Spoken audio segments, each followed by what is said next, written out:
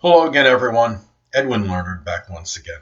In this YouTube NFL prediction segment, I'm going to be giving you my picks and analysis for Week 16 of the 2015 NFL season. The first game I'm going to take the Oakland Raiders at home over the San Diego Chargers. I don't know if I'm saying this right. Khalil Mack is having a sensational season, leading the NFL in sacks. Quarterback Carr is going to obviously have to play at least halfway decent for this game for them to win, but maybe not even so considering they are playing San Diego. Now, wide receiver Amari Cooper, interestingly enough, if I'm not mistaken, is tied for the league lead in drop passes with 10. But hopefully that won't present much of a problem in this game. I think Oakland is going to be okay against San Diego. San Diego, 1-5 on the road this season. I don't believe they've won consecutive games this season. They're number 32 in rushing yards per game. What I think is happening with San Diego, they become so one-dimensional because of this, and people are anticipating the pass. I know Philip Rivers puts up his prodigious numbers, but really what happens is they don't seem to get it when they're in that scoring position. They're not able to get their touchdowns or really generate much points, or when they come close to score in scoring position, they just can't sustain the drive to get anything going. I mean, they've had some games where they've only scored 3 points this season. So I like the Oakland Raiders in this one. Next game, I'm going to take the Philadelphia Eagles over the Washington Redskins. They're Philadelphia at home. Philadelphia. Between Philadelphia and Washington, if history means anything, this game is going to be very competitive. The last 6 games have been decided, between these two have been decided by 8 points or fewer. What's interesting when I'm looking at this, okay, Washington is 1-5 on the road. They won last time, 23-20 Eagles. Philadelphia is going to be seeking retribution. But what I find really interesting is that I'm looking at the punt return average for both teams, and Philadelphia is at 12.4 yards per return on average, and Washington is only 4.9. So this field position, if Philadelphia is able to play better in terms of their punt returns, I think they got that actually augments their chances of winning. And Philadelphia is somewhat respectable at home, 3-4. I think right now, I think these teams are fairly evenly matched. Virtue of home field, I like the Eagles. I'll take them at home. Next game, I want to take the New England Patriots on the road against the New York Jets, reluctantly, but still taking them. The Jets are my sentimental pick. They're my heart's with them, but the objective side does say New England should win this game. New England right now, they're tied for number 1 in sacks in the league. I know. You have Gronkowski and Brady. We got the usual suspects there. They're 4-0 versus the division. They've dominated the division over many years right now. Now the Jets, speaking of retribution, that's what they're seeking against them. They're number 2 in the rush defense. It's going to have to maybe force the Patriots to throw a little more, but I don't think that's going to be problematic for them considering they have Tom Brady at quarterback.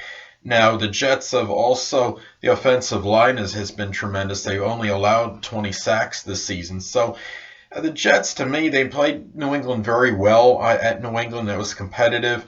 This game might very well come down to the final possession, but I like New England to win it in a close one. Now, next game, I'm going to take the Tennessee Titans at home to beat the Houston Texans. Houston has played well against the Titans in recent time. They've taken 6 of the last 7 against them. Tennessee, and interestingly, they had a stat on TV the other day. Somebody said that Tennessee has had a turnover in every game this season. Now, quarterback Mariota is out. The Titans have allowed 49 sacks right now, and they got to give their quarterback a little better protection in this game. If they could do that, they have a solid chance of winning. Houston's quarterback situation is questionable. J.J. Watt, I don't think he's had a sack in maybe a few weeks, and I don't know what's going on with that. It seems like he's been stuck on 13 or 13.5 for some time. And Houston's only scored 22 points in the last 2 games, so I don't expect this. If Houston does win this, I don't expect it to be a blowout. Tennessee, most of their games are competitive, but I'd like them to win this one at home. Now, the next game, I'm going to take the Kansas City Chiefs Don't be flabbergasted in a state of shock, people. I'm going to take them at home over the Cleveland Browns. Now, Kansas City has outscored opponents 238-98 in their 8-game winning streak. No Justin Houston, no Jamal Charles, and that's what makes this even more phenomenal, what they're accomplishing right now. And right now, they had something on ESPN the other day that said I think they were the first team to have a 5-game losing streak in the season and then win 8 consecutive games. They're plus 15 in turnover differential, number 2 in the league. Now, Cleveland, there's really not much to say positive about them. They're giving up nearly 28 points per game. They're giving up about 135 rushing yards per game. I think Kansas City is just going to run amok in this game. I don't really see any way how Cleveland can make this competitive. I like Kansas City to win at home. Next game. I'm going to take the Miami Dolphins to win at home over the Indianapolis Colts. This is like, well, it's not quite a toilet bowl game, but the way both are playing now, it might as well be. Miami's number 31 in total defense. They have dropped 4 of their last 4, but they had there was something interesting on the ESPN website I saw, is that the running back Lamar Miller, the Dolphins are 5-0 when he has 13 or more carries. So that tells me that they need to hand that ball off to him pretty frequently in this game, and they have, obviously that's going to enhance their chances of winning. In Indy, I'm almost getting ready to call them the ignominious Colts. They've lost the last 3 games. The quarterback situation, from what last I checked, is questionable right now. So I think because of the fact that they're on the road, that they are struggling right now.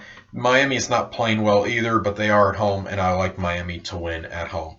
Detroit, I'm going to take them at home against the San Francisco 49ers. The Detroit Lions are 4-2 in the last 6 games, 3-4 at home. The offensive coordinator, Jim Bob Cooper, is getting effusive praise from the team, I believe, and it seems like when they revamped that coaching staff, that's when things start to turn around for Detroit. And San Francisco just can't get anything going. San Francisco's allowed 49 sacks. They're number 32 in scoring offense right now at just a little over 14 per game. The one good thing, they're not the good thing, bad thing again, 1-6 on the road. And Navarro Bowman tied for number 1 in tackles. They got one positive thing from him, but not much else. I like Detroit at home. Next game, I'm going to take the Buffalo Bills to win at home over the Dallas Cowboys. This is another game where you have 2 floundering teams right now. Neither one is playing good. Buffalo's lost 4 of the last 5 games. They are number 1 in rushing yards. I don't know what's going to happen with the Dallas the run defense in this game, but Dallas is actually right now they only have 1 win without Romo. They're minus 18 in turnover differential, which is the worst in the league. Quarterback Kellen Moore is going to make his first NFL start, and I don't think that bodes well for the team. I do like Buffalo to win at home. Now, next game. I like the Tampa Bay Buccaneers to win at home over the Chicago Bears. Tampa Bay right now is number 9 in rushing yards allowed. That run defense has played very well this season. And of course, as I've stated many times before, Jameis Winston, I love his progression, his evolution. He's playing very good. Running back Doug Martin is also a very, very good running back. I think they have enough weapons to get Chicago in this one. Chicago right now is number 14 in rushing yards, so if they could get their running game going, they have a chance in this game. They have lost their last 3. Wide receiver Alshon Jeffrey, his status is questionable, as last I had seen earlier today, and I think there's just right now it points to Tampa Bay winning, and I like Tampa Bay winning this one at home. Now the next game. I'm going to take Carolina on the road to defeat the Atlanta Falcons. Carolina has 18 consecutive regular season wins, 19 of the last 20 counting the postseason, and they're plus 19 in turnover differential, which is number 1 in the league. And they had Cam Newton had 5 touchdown passes last week. He just continues to impress when people think or might have thought, well, Carolina, maybe there's some ineptitude with the passing game. Oh, they're scoring, they're generating all these points because the defense is making big plays deep in their opponents' territory, and and the Carolina doesn't have to drive far in offense to score. But Carolina is doing it in really a multitude of ways. And last week was no exception. They can win it in so many different ways, and I know they did everything but choke to the New York Giants, and the Giants had a chance to come back and win, but they couldn't quite pull it out. But the bottom line is Carolina finds ways to win. Atlanta, they got a win finally last week. The Julio Jones is one of their bright spots, of course, number 2 in receiving yards. The team, though, is number 32 in the NFL in sacks with 17. If they're not going to be able to get to Carolina, I can't see them winning this game. I like, getting to Cam Newton, it's probably not going to happen. At least not enough for them to prevail. Carolina, I like to win on the road in this one. Now, next game. I'm going to take the Pittsburgh Steelers to win on the road over the Baltimore Ravens. Now, Pittsburgh has won 10 consecutive games in December. Wide receiver Antonio Brown, number 1 in receiving yards, and they're the number 5 passing team in the NFL right now. Now, Baltimore has obviously not played well. They've been outscored 69-20 the last 2 games. They're dead last in team interceptions with 4. I know they've been ravaged with injuries. I know that plays a role. That being said, the one thing I could say maybe positive for Baltimore is that the fact it is a divisional game and Baltimore is at home. So, Baltimore has a little more shot than a lot of people think, but not much more, and I do like Pittsburgh to win on the road in this game. Now, next game, I'm going to take the New Orleans Saints at home over the Jacksonville Jaguars. New Orleans right now is playing for pride. They obviously are not going to make the postseason, but their pass defense is abysmal and atrocious. It's number 30 in the league. Total D is number 31, but they are able to put up points on the board. And Jackson, with Drew Brees, you're always, have some chance to win. But Jacksonville right now I think they're plummeting to earth right now. They're giving up about 27 points per game. Right now, they've lost 3 of the last 4. Several weeks ago, they looked very competitive to me, and now all of a sudden they're just starting to lose the games. Blake Bortles and Allen Robinson, I know they're a lethal combination. They could make this game close, but I do like New Orleans to win at home in this game. Now, next game. I'm going to take the Seattle Seahawks to win at home over the St. Louis Rams. Seattle is on a rampage. They've been relentless. They've won 7 of their last 8 games. And in the last 3 games, they've outscored the opposition 103-26. They're up number 2 in total defense right now. They're starting to play like the Seattle of old. The cornerbacks are playing much better during this period than they did before they went on the streak. And right now, you look at St. Louis, they're kind of an enigmatic team. They seem like in some games you don't expect them to play competitive, and they do. And then the other games you think they're going to play well, and they just lay an egg, basically. Now, they've lost the last 10 straight games they played at Seattle. So, to me, that's a very telling stat right there. And they're also dead last in passing yards per game. They're going to have to rely strongly on running back Todd Gurley, who could put up some big numbers.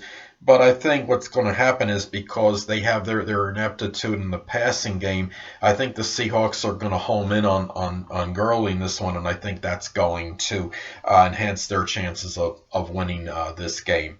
So I do like Seattle to win at home in this one. Now, next game, I'm going to take the Arizona Cardinals to win at home over the Green Bay Packers. I know they lost one of their prominent receivers, but they still have just so many weapons on this team. They're 5-1 at home this season. Number 1 total offense, number 2 scoring offense, nearly 32 points per game, and they've won 8.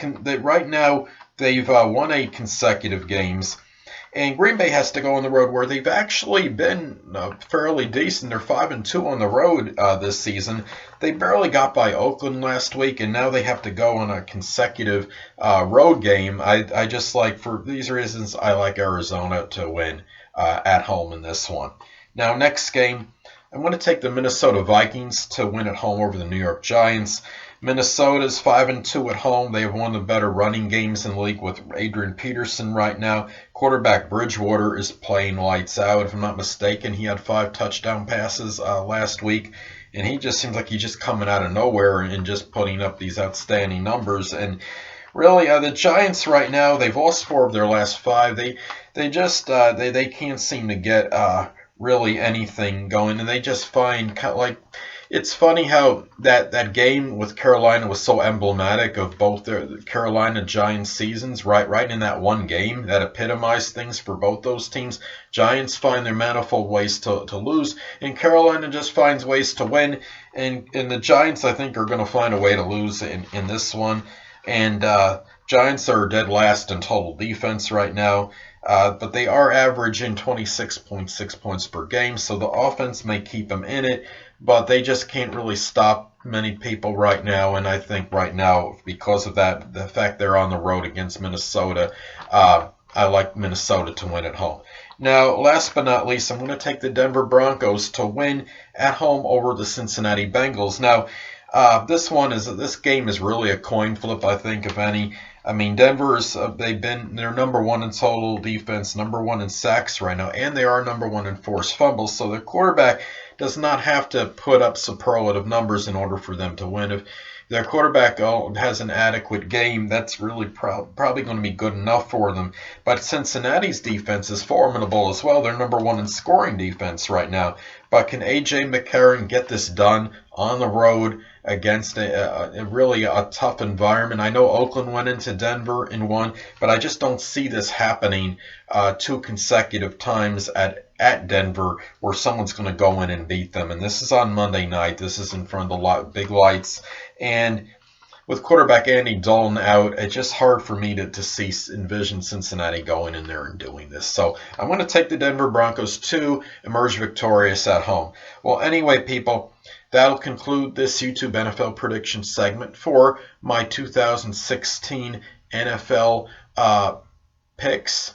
That's the 2015 NFL picks for Week 16 of the season. And stay tuned next time where I'll be giving you my Week 17 picks for the 2015 NFL season. Until next time, people, Edwin Learnard saying stay well.